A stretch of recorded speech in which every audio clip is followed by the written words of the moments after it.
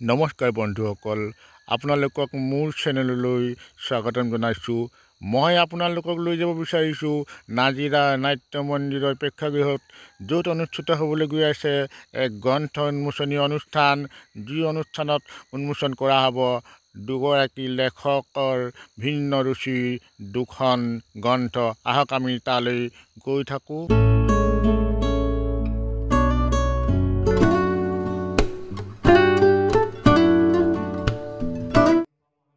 নাজিৰাস্থিত Sankardev junior মহাবিদ্যালয়ৰ সাহিত্যচৰাৰ উদ্যোগত অনুষ্ঠিত হোৱা গ্ৰন্থ উন্মোচনী সভাখনৰ কাৰ্যসূচী আদৰে মহাবিদ্যালয়খনৰ উপাধ্যক্ষ দিগন্ত কোঁৱৰ ডাঙৰীয়াই মহাবিদ্যালয়খনৰ শিক্ষয়িত্ৰী আৰু ছাত্ৰীসকলৰ দ্বাৰা পৰিৱেশন কৰা মহাবিদ্যালয়ৰ সংগীতৰে সভাখনৰ শুভাৰম্ভণি কৰা হয়।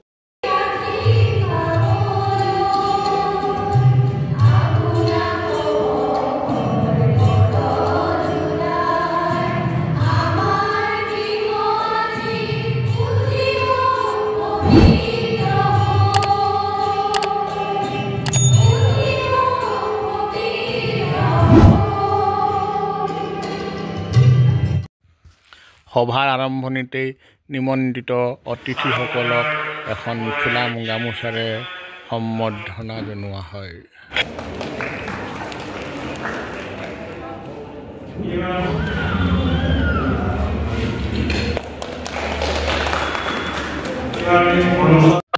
উল্লেখযোগ্য যে নামটি শ্বহীদ পিয়লি ফুকন মহাবিদ্যালয়ৰ অৱসৰপ্ৰাপ্ত সমাজশাস্ত্ৰ বিভাগৰ মুৰব্বী অধ্যাপক তথা বৰ্তমান নাজিৰাৰ শংকৰদেৱ জুনিয়ৰ মহাবিদ্যালয়ৰ অধ্যক্ষ লেখক সুৰেন্দ্ৰনাথ বৰগোহাঁই আৰু তেখেতৰ সহধৰ্মিনী লেখিকা মলয়া গগৈ বৰগোহাঁই মাজুলীস্থিত জয়মতী উচ্চ মাধ্যমিক বিদ্যালয়ৰ অৱসৰপ্ৰাপ্ত শিক্ষয়িত্ৰী।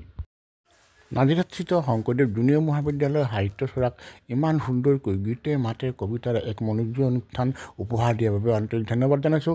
আহক আমি শেষলৈকে অনুষ্ঠানটো উপভোগ কৰোঁ। ধন্যবাদ।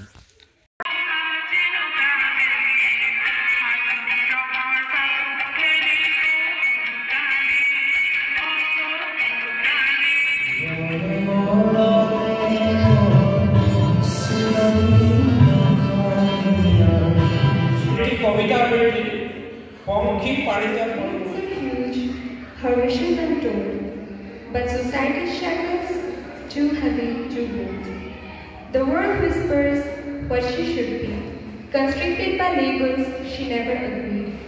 The people say, be quiet, be small, unknown to her rage that begins to crawl. She ignores the stereotypes, fire in her gaze. She has talent and voice, her endless praise. A beauty. উক্ত অনুষ্ঠানত লেখক আৰু লেখিকা দুয়োকে Sankardev junior মহাবিদ্যালয়ৰ পৰিয়ালৰ তৰফৰ পৰা অকণমান মৰম আৰু চেনেহ যথা হয়।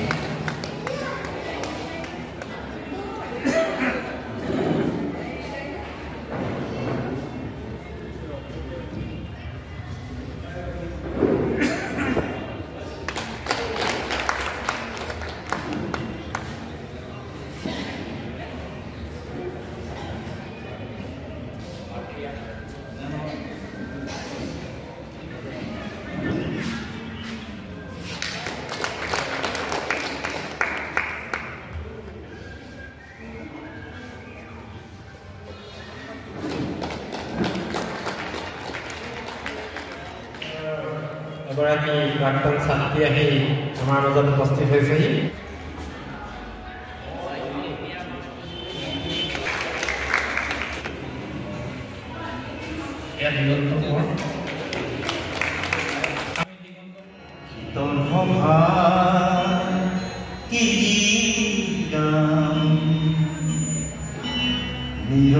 তাকে ভাবিছো গীতৰ সভা চোতাল মনে মনে বহি শুনিছো। মোৰ অনুষ্ঠানলৈ যাব বিচাৰিছো গ্ৰন্থ নিমাৰী আমাৰ প্ৰেমদান বৰগোহাঁই ছাৰৰ যিখন নিমাৰীগড় কবিতা পুথি সেইখন উন্মোচন কৰিবৰ বাবে আমন্ত্ৰণ জনাইছিলে লভ বৰগোহাঁই ছাৰক আৰু লগতে বাইদেউৰ যিখন প্ৰবন্ধ সংকলন কথা সমুচৰে সেইখন উন্মোচন কৰিবৰ বাবে আমন্ত্ৰণ কৰা হৈছিলে আমগুৰিস্থ আউনীআটীয়া হেমচন্দ্ৰ দেৱগোস্বামী উচ্চতৰ মাধ্যমিক বিদ্যালয় অৱসৰী অধ্যক্ষ এগৰাকী বিশিষ্ট কবি নৱনিৰ্বাচিত শিৱসাগৰ জিলা সাহিত্য সভাৰ সভাপতি যোগেশ কিশোৰ ফুকনদেৱ তেখেতৰ ইতিমধ্যে আমাৰ মাজত আছে আমি যিখন আমাৰ নিমাৰী প্ৰেমদান বৰগোহাঁই ছাৰৰ সেইখন উন্মোচন হ'ব মই মাননীয় সভাপতি মহোদয়ৰ এই বিহুৰ আহ্বান ক্ৰমে আমাৰ বৰেন্দ্ৰনাথ বৰগোহাঁইদেৱৰ বৰ আপুৰুগীয়া সন্তান এই নিমাৰী অঞ্চললৈ আগবাঢ়িছোঁ।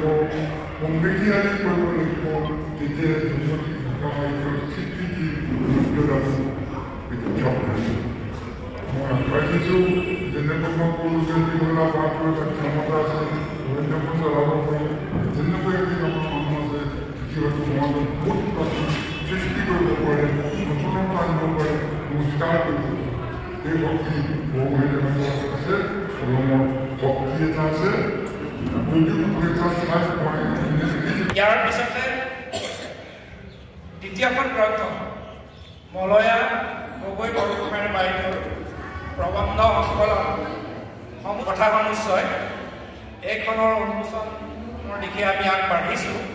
আমি উদ্যোক্তাসকলক জনাইছোঁ।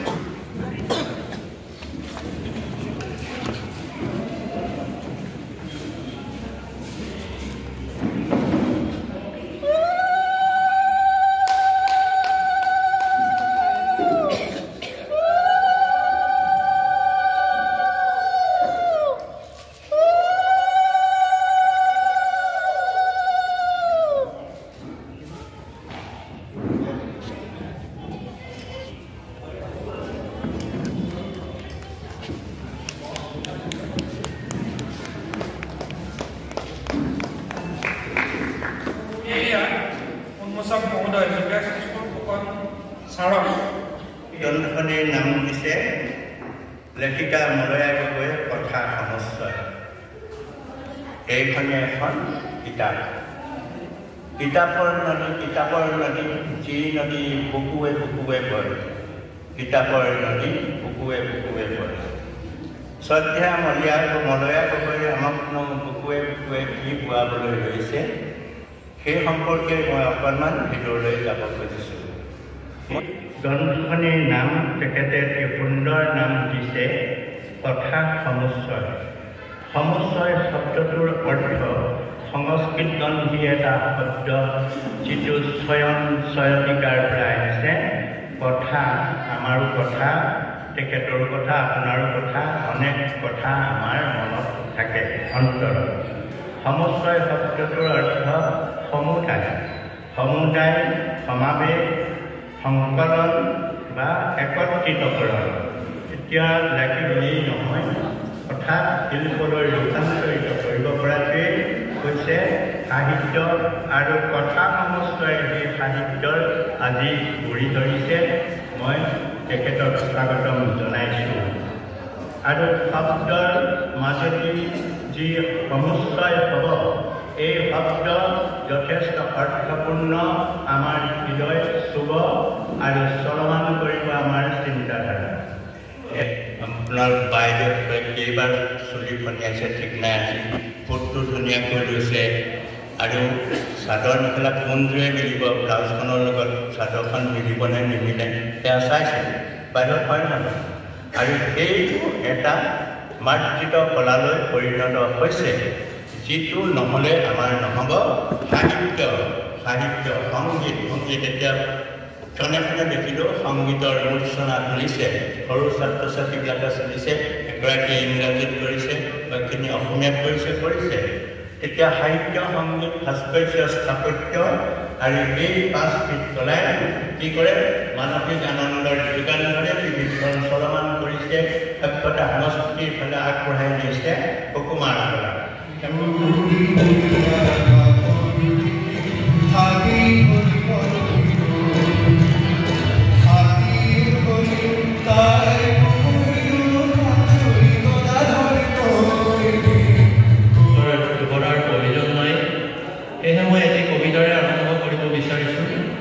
চেনেহৰ সকামৰ শেষ অনুৰোধ, অতীতক নাযাবা পাহৰি, সমাপি জীৱন খেলা বসুৰা বুকুত যামগৈ যেদিনা ধৰি, অতীতক নাযাবা পাহৰি।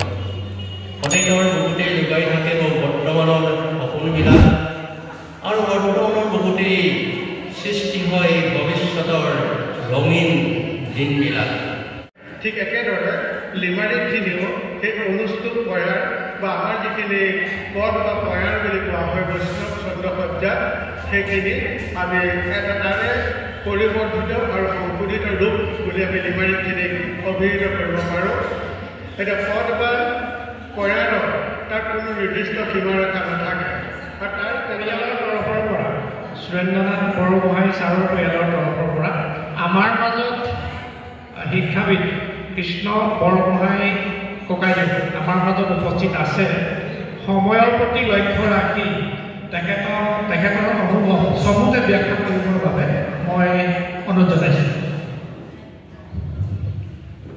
মাননীয় সভাপতি মহোদয়, বিজ্ঞসকল উপস্থিত, সাহিত্যৰ ৰসগ্ৰাহী ব্যক্তিসকল, কণমানি ছাত্ৰ ছাত্ৰীসকল,